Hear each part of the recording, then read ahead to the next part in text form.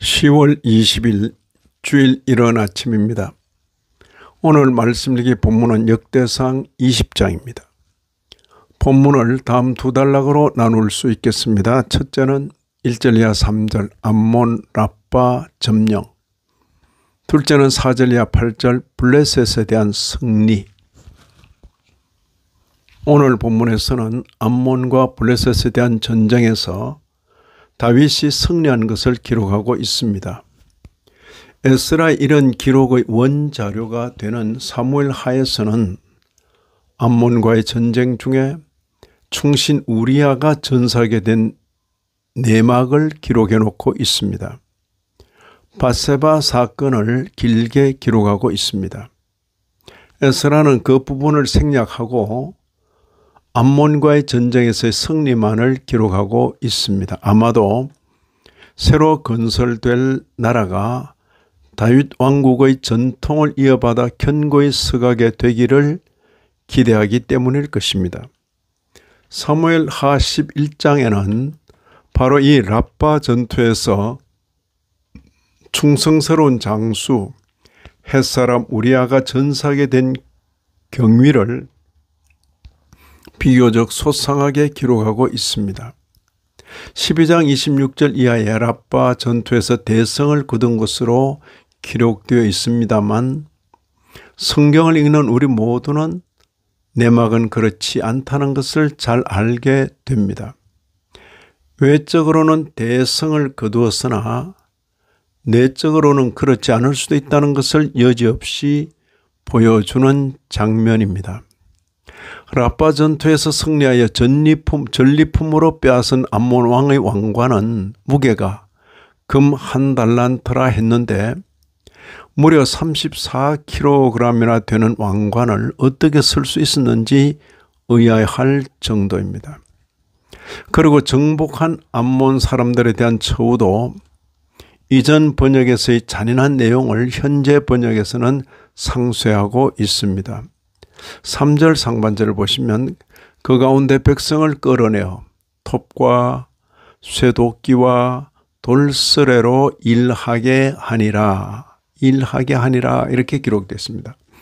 참고로 이전 번역을 보시면 다음과 같습니다. 사무엘하 12장 31절 그 안에 있는 백성들을 끌어내어 톱으로 켜고 썰애로 썰고 도끼로 찢고 벽돌 가마로 지나게 하고, 굉장히 잔인한 그런 내용이죠. 그걸 이번 번역에서는 그 가운데 백성을 끌어내어 톱과 쇠도끼와 돌스레로 일하게 하니라 이렇게 번역하고 있습니다. 다음 블레셋과의 전쟁에서는 다윗이 제압했던 골리앗의 아우 라흐미에 대한 기록이 특별합니다.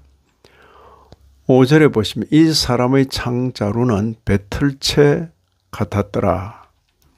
블레셋에는 이들만이 아니라 거인이라 불릴 만한 장수들이 연이어 일어났습니다. 키가 큰 자의 아들 중에 10배, 손과 발에 가락이 6씩 모두 24이 있는 키가 큰 자의 소생 등이 있었으나 다윗의 신복들에게 죽임을 당하였습니다. 에스라는 이 단락을 사무엘하 21장에서 그대로 옮겨 적었습니다. 8절 보시면 가드의 키 큰 자의 소생이라도 다윗의 손과 그 신하의 손에 다 죽었더라. 가드의 키 큰 자의 소생이라도 다윗의 손과 그 신하의 손에 다 죽었더라. 이러한 전쟁을 거치며 다윗은 왕국을 견고히 세워나갔습니다. 앞서 18장에서 언급한 대로 다윗의 이러한 승리에서 다윗의 왕국을 세워나가시는 하나님의 손길을 볼 수 있어야 할 것입니다. 6절에 보시면 다윗이 어디로 가든지 여호와께서 이기게 하시니라. 하지만 라빠 전투를 거치면서 더 이상 이러한 서술이 맞을 수 없게 되었습니다. 화려한 승리 이면에 추악한 음모가 감추어져 있었던 것입니다.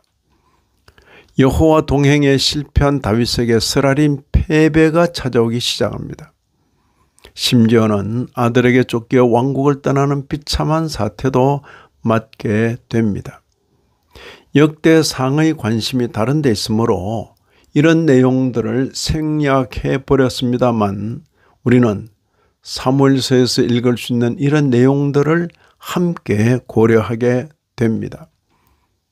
이런 말씀을 읽는 신약교회 성도인 우리로서는 먼저 이 말씀을 역사로 봤습니다.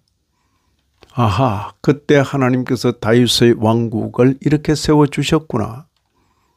동시에 계시로 받아서 우리 신앙의 교훈으로 적용합니다. 다윗은 장차 오실 메시아의 예표와 그림자, 우리 모두는 실체로 오신 예수 그리스도 우리 주님 때문에 이 왕국의 백성으로 편입되었구나. 나아가 영원을 향한 노정의 교훈으로 적용합니다. 영원한 나라에는 실패나 패배가 아니라 우리의 승리만 들어가겠구나. 이 아침에도 말씀에 참여하신 모든 분들 위해 하나님의 크신 은혜가 더하시기를 진심으로 기원합니다.